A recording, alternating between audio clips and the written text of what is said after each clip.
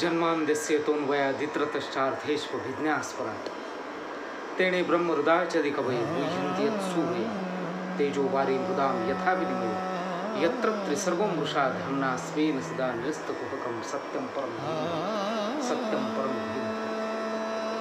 नासतो विद्यते भावा ना भावो विद्यते सता. आता तुला कळलंय ना अर्जुना की शरीर हे नश्वर आहे, नष्ट होणार आहे. ही प्रकृती विकारी आहे, पण जो आत्मा आहे तो मात्र अविकारी आहे, अविनाशी आहे, कधीच नष्ट न होणार आहे. घटातलं आकाश आणि बाहेरचं आकाश ज्यावेळी घट फुटतो त्यावेळी मूळ आकाश त्याच्या स्वरूपामध्ये जसं विलीन होऊन जातं, तसंच आत्म्याचं सुद्धा आहे. शरीर हे एक इन्स्ट्रुमेंट आहे आणि त्या इन्स्ट्रुमेंटचा, त्या शरीराचा वापर करून आत्मा हा सूक्ष्म देहाचा वापर करतो, सूक्ष्म देह स्थूल देहाचा वापर करतं आणि आपल्याला हा सगळा पसारा जो आपल्या चेतनेचा विस्तार आहे तो सगळा दिसतो आहे. पण हे सगळं खोटं आहे अर्जुना. हे तुला कळलं आहे ना. आता तू उठ. आता तुला कळलं आहे की शरीर हे नष्ट होणार आहे आणि आत्मा हा अमर आहे, चिरंतन आहे, अविकारी आहे, अविनाशी आहे. आता युद्ध कर. आता तू युद्ध केलंच पाहिजे, कारण संघर्ष हेच तर जीवन आहे. संघर्षासाठीच तर जीवन आहे आणि जीवन म्हणजेच तर संघर्ष आहे. बघ ना, अरे जन्माला येण्याच्या आधीसुद्धा गर्भधारणा होताना वीर्याचे जे शुक्राणू आहेत ते लांबपर्यंतचा प्रवास करून हजारो लाखो शुक्राणू गर्भधारणा, ते एक बीज, तो एक जीव तिथे स्थापित होण्यासाठी संघर्षच तर करतो आणि एवढ्या लाखो जीवाणूंमधून तो एक कुठेतरी त्या गर्भामध्ये स्थापित होतो. इथून सुरुवात होते आमच्या संघर्षाला. आदौ कर्म प्रसंगात कलयति कलुषम मातृकोक्षौ स्थितं माम विड्मुत्रा मेद्यमध्ये कथयति नितराम जाठरो जातवेदः. आणि तिथून जो संघर्ष सुरू होतो तो जन्माला आल्यापासून आल्यानंतर मग आणखी वाढतो, आणखी वाढतो, आणखी वाढतो. तो संघर्ष वेगवेगळ्या प्रकारचा, कधी सत असतचा असेल, कधी प्रवृत्ती निवृत्तीचा असेल, पण संघर्ष हा तर पाचवीलाच पुजलेला आहे. आणि आता तर तू जाणतोस की शरीर नष्ट होणार आहे, आत्मा अमर आहे. मग तू मारणारा कोण आणि ते मरणारे कोण? अरे ते आहेत, तूही आहेस आणि मी पण आहे, राहणार आहोत, याच्या आधी पण होतो, हे जाणतोयस ना तू. आता मात्र मनामधल्या सगळ्या शंका दूर करून तू युद्ध केलं पाहिजेस. संसार जर संघर्षासाठी आहे, आपण जर बघितलं तर आपला हात फुटतो, तेव्हा हात फुटतो म्हणजे नेमकं काय होतं? हात आपण उचलतो किंवा पाय आपण हलवतो, हे नेमकं काय होतं? याच्यासाठी शास्त्रज्ञांनी शोध लावला आणि त्यांनी बघितलं या बॉडीमध्ये पल्स जनरेट होतात आणि मग तशा ॲक्शन्स व्हायला सुरुवात होते. आत्मा मनाचा वापर करतो आणि मन या स्थूल देहाचा वापर करतं. ऑर्डर मिळते आणि मग त्यानुसार याचा अर्थ कुणीतरी जनरेटर आहे, कुणीतरी या सगळ्या गोष्टीचं नियंत्रण करणारी शक्ती आहे. ती शक्ती म्हणजे आत्मा. तो कुठे असतो? सांगतात की हृदयाच्या ठिकाणी तो स्थित आहे. आता काही लोक जे शास्त्रज्ञ आहेत ते शंका उपस्थित करतील, हृदयाच्या ठिकाणी जर आत्मा आहे तर हृदय ट्रान्सप्लांट केलं जाऊ शकतं. एकाचं हृदय काढून दुसरीकडे ते स्थित केलं जाऊ शकतं. याचा अर्थ असा होतो का की त्याच्याबरोबर तो आत्मासुद्धा तिकडे ट्रान्सप्लांट होतो? असं नाही आहे. हृदयाच्या ठिकाणी आहे म्हणजे हे फक्त जस्ट अंगुली निर्देश करून आमचं अध्यात्म सांगतं इथे तो आहे.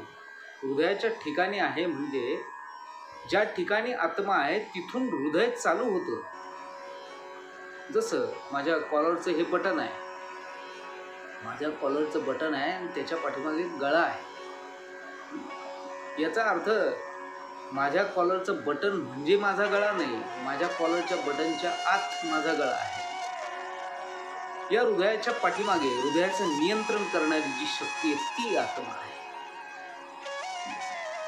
तेव्हा याला आम्ही काढल्यानंतर गळाच म्हणतो, माझ्या शर्टाचा गळा, पण तो गळा आहे का? नाही, तो इथे आहे, याच्या पाठीमागे. तसं आत्मा इथे आहे. हे फक्त जे बालवाडीतले विद्यार्थी अध्यात्म क्षेत्रामध्ये जे नवीनच आहे त्यांना सांगण्यासाठी म्हणून आत्मा इथे आहे. पण ते आत्मदर्शन, ते ज्ञान जोपर्यंत मुक्त या स्थितीपर्यंत पोहोचत नाही तोपर्यंत होत नाही. तो दिसू शकत नाही, तो दिसत नाही, पण तो आहे, ही गोष्ट मात्र निश्चित. आता त्याचे अनेक पुरावे, अनेक यूट्यूबला सुद्धा अनेक व्हिडिओ आहे. जसं काय म्हणतात त्याला, नियर डेथ एक्सपिरियन्स किंवा आउट ऑफ बॉडी एक्सपिरियन्स, याविषयी अनेक लोकांनी स्टडी केला आहे. नियर डेथ एक्सपिरियन्स की त्याचं मरण आलेलं नव्हतं, पण त्याचा श्वास बंद झाला, मेल्यानंतर ज्या गोष्टी घडतात त्या सगळ्या त्याच्या शरीराच्या अवस्था दिसायला लागल्या, आणि दिसायला लागल्यानंतर अचानक काही वेळानंतर तो पुन्हा जिवंत झाला, आणि मग तो त्याचा एक्सपिरियन्स जो त्याने व्यक्त केला. अगदी यूट्यूबला जर तुम्ही शोधले तर असे हजारो व्हिडिओ तुम्हाला मिळतील की ज्या ठिकाणी किंवा मेडिकल सायन्सचे जे विद्यार्थी आहे, डॉक्टर्सचे आहेत, त्यांना माहिती आहे जे ऑपरेशन थिएटर्स आहे त्या तिथे आतमध्ये काय काय घडतं. डॉक्टर खरंच भगवंताच्या, त्या क्रिएटरच्या खूप जवळ असणारी व्यक्ती आहे. डॉक्टर्स भाग्यवान आहेत ते. त्यांना ही संपूर्ण होल बॉडी, हे शरीर कसं त्याचं चालतं आहे, नियंत्रण करणारी कोणीतरी शक्ती हे ते जाणतात, 100% जाणतात. पण बघा तुम्ही, आउट ऑफ बॉडी एक्सपिरियन्स याच्याविषयी व्हिडिओ आहेत. त्याचबरोबर जसं सूक्ष्म देहाने पूर्वी म्हणायचे की 500-500 किलोमीटर, 1000-1000 किलोमीटर लांबपर्यंत कुठल्या तरी डोंगरावर असणारे ऋषी हिमालयातल्या ऋषींशी संपर्क साधू शकत होते. हो, साधू शकत होते. आज पण आपण करतोच की नाही. मोबाईल कॉर्डलेस, कुठल्याही प्रकारची वायर, कुठल्याही प्रकारचं कनेक्शन नसतानाही आपण संपर्क साधतो. तोच सूक्ष्म अभ्यास, हे आध्यात्मिक, आपल्याला मटेरियल सायन्स माहिती आहे, पण हे सूक्ष्म विज्ञान जे आहे त्याविषयी आपण अनभिज्ञ असल्यामुळे ते नाहीच असं आपण म्हणतो. ज्याला टेलिपॅथी म्हटलं जातं. खरोखर असा संपर्क साधणारे पूर्वीच्या काळी काही आत्ताही पण आहेत. आम्ही हिमालयामध्ये गेलो होतो. बद्री केदारची यात्रा करत असताना आमचा बद्रीनाथच्या अलीकडे जोशीमठला मुक्काम होता, आणि जोशीमठला मुक्काम असताना 7 वाजता तिथलं ट्रॅफिक सगळं बंद होऊन जातं. 7 वाजता ट्रॅफिक बंद झालं, सगळीकडे अंधारे, उंच 14,000 फूट उंचीवर आम्ही, आणि जेवण वगैरे झाल्यानंतर फिरायला निघालो.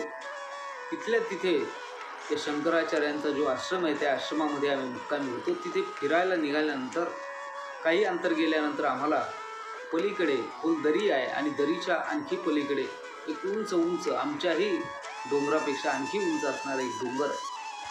तो लांब दूरवर कुठेतरी दिसत होता.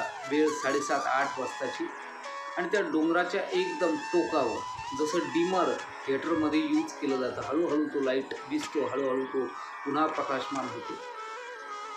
डिमर जसा असतो त्या पद्धतीचं एक लाईट, एक प्रकाश त्या वातावरणामध्ये डोंगराच्या उंच टोकावर निर्माण व्हायचा. हळूहळू तो वाढायचा, हळूहळू तो कमी व्हायचा. मी विचार केला, एवढ्या उंच डोंगरावर हा लाईट कुणी लावला आहे? लाईटच आहे का तो? नेमकं काय आहे ही शंका विचारण्यासाठी म्हणून तिथल्याच गावातल्या एका दिसला आम्हाला माणूस. त्याला विचारलं, का हो, हे काय दिसतंय समोर? वो बोले कुछ उसकी बातें मत करो, बोले जान दो, बोले वो रोज काय आहे. म्हटलं, अहो पण रोजचं आहे तुम्हाला, पण आम्हाला तरी सांगा नेमकं काय आहे तरी काय. त्यावेळी नॉर्मली त्या माणसाने, नाही कुछ योगी होगा, बोला वो बैठा होगा अपने ध्यान में, मस्ती में मगन, वो जब बैठते ध्यान लगा के तो ऐसा ही प्रकाश निर्माण होता है, उत्पन्न होता है. योगी, हे करू शकणारे योगी, अष्टांग योगी हे आहेत. 800 वर्ष वय ज्यांचं झालेलं आहे, 1000 वर्ष वय. कुंभमेळ्यामध्ये जे येतात ते स्वतः त्याच वेळी प्रकट होतात, त्याच वेळी ते दिसतात. एवढी साधना आहे त्यांची की नाशिकच्या गंगेमध्ये त्यांनी इथे डुबकी मारली की ते हरिद्वारला निघतात. हो, आहे असं. आपण जसं फॅक्स करतो ना, इकडून टाकलं की तिकडून आपल्याला कागद प्राप्त होतो, तसा आहे. या साधना किंवा या सूक्ष्म विज्ञानाचा अभ्यास नसल्यामुळे आपल्याला ते कळत नाही. पण आत्ताच्या काळामध्ये असं म्हणतात की आईन्स्टाईनसुद्धा आपल्या हिंदू धर्मशास्त्रावर किंवा शास्त्राबद्दल तो खूप उत्सुक होता. आणि जिज्ञासू आईन्स्टाईन E=mc², ॲटम ज्याने निर्माण केलं, तेव्हा तो आईन्स्टाईन असं म्हणायचं की मला हिंदू अध्यात्मशास्त्रातलं गीतेमधला काळ हा जो पार्ट आहे, काळ, टाईम, 8व्या अध्यायामध्ये ते येईल, तेव्हा ते शिकण्याची त्याची, ते बघण्याची त्याची खूप इच्छा होती. मग शास्त्रज्ञसुद्धा आउट ऑफ बॉडी एक्सपिरियन्स असेल किंवा डेथ एक्सपिरियन्स असेल, या एक्सपिरियन्सवर स्टडी करून, त्याचा अभ्यास करून ते लिहिलं आहे.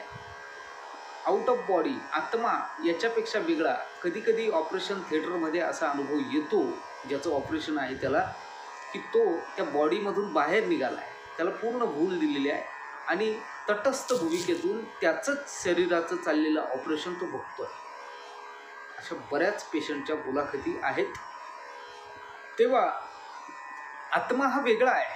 आत्मा या सगळ्या गोष्टींपेक्षा वेगळा आहे. शरीर हे एक इन्स्ट्रुमेंट आहे आणि शरीर हे इन्स्ट्रुमेंट आहे, त्याचा वापर तो सूक्ष्म देह, आत्मा सूक्ष्म देहाचा वापर करतो आणि सूक्ष्म देह स्थूल देहाचा वापर करून या सगळ्या गोष्टी आपल्याला घडतात. बघा तुम्ही, रात्री झोपेमध्ये एक बाह्य शरीर जे आहे, स्थूल देह जो आहे तो थंड झालेला आहे, तो शांत झालेला आहे.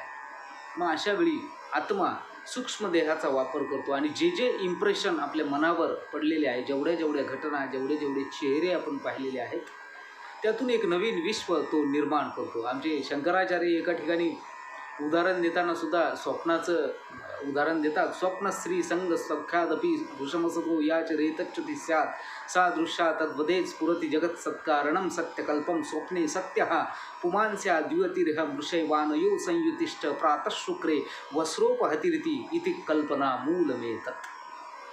शंकराचार्य सुद्धा सांगतात. आणि आमच्या पूर्वजांनी अतिशय सुंदर पद्धतीने वर्णन करून ठेवलं आहे. आमची सकाळी उठल्यानंतरची प्रार्थना खूप अर्थपूर्ण आहे. ओम पूर्णमदा पूर्णमिदं पूर्णात् पूर्णमुदच्यते पूर्णस्य पूर्णमादाय पूर्णमेवावशिष्यते. शरीर म्हणजे मी नाही, मी पूर्ण आहे, मी पूर्णाचा आहे, मी पूर्णोत्तम आहे. पूर्ण आत्मा पूर्ण आहे, तो अविकारी आहे, तो अविनाशी आहे. हे कळलंय ना तुला?